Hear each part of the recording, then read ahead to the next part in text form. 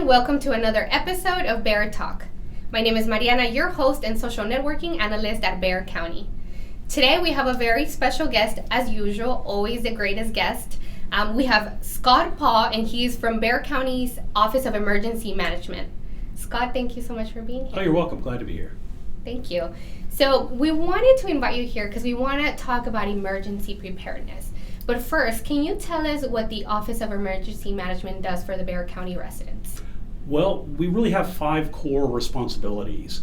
We plan for emergencies, we respond to emergencies, we prepare for emergencies, we help people recover from emergencies, and then we mitigate the effects of disasters after the emergency. Okay, and now that we're talking about emergency preparedness, can you tell us how we can prepare for that, unexpected events?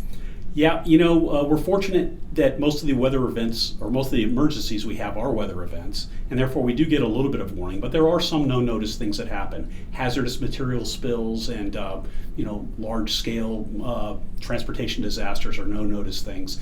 And to be prepared for those is really to be prepared for most anything else we have. The key for preparedness is really a couple of things.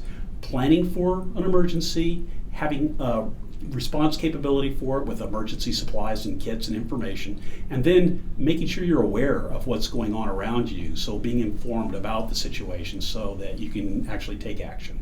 Okay, and how about having a plan at home, a kit?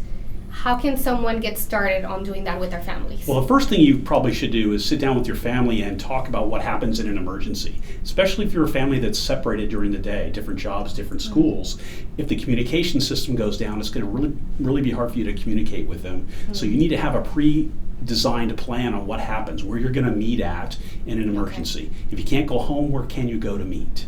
So that you can get back together, and then everything gets easier. The other part of that is having a kit or having supplies to deal with the emergency, whether it's a power outage or something else that requires you to take care of yourself for a while, or to evacuate your home and go someplace else for a while. And some of those key items are, important papers. A lot of people leave without having insurance paperwork and homeowners paperwork, and those are really critical items.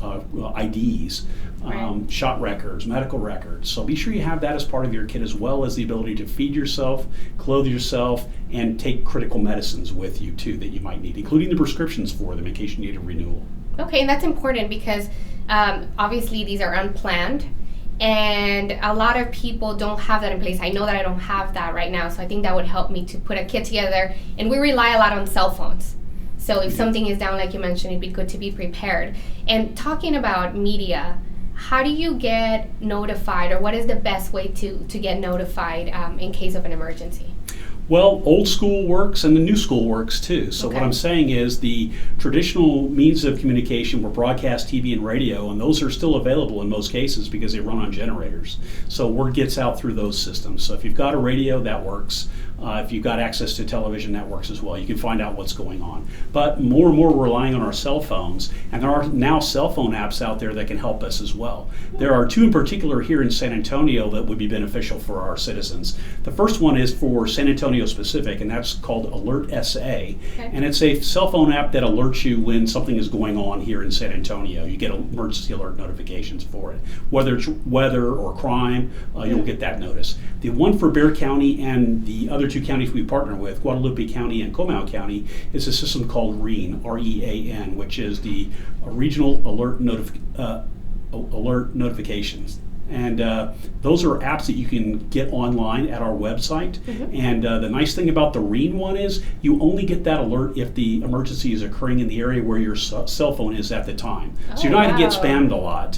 You're not going to get a lot of emails that don't apply to you. You're only going to get a notification if you happen to be right where that tornado is, or right where that lightning storm is. So that's a benefit to having that system. And so that's important because we're always on our phone, so I know that I am. So it's good to get those directly on your phone in case you're in that area. You get prepared. You get some notification. Yes. Now the federal government has another system called the Alert Notification System, and that one you can opt in as well. And that one allows the Federal Emergency Management Agency and the National Weather Service to send you emergency alerts as well. So if you are getting the the silver alerts or the amber alerts on your Okay. phone, that's the system that they're using. Oh, okay.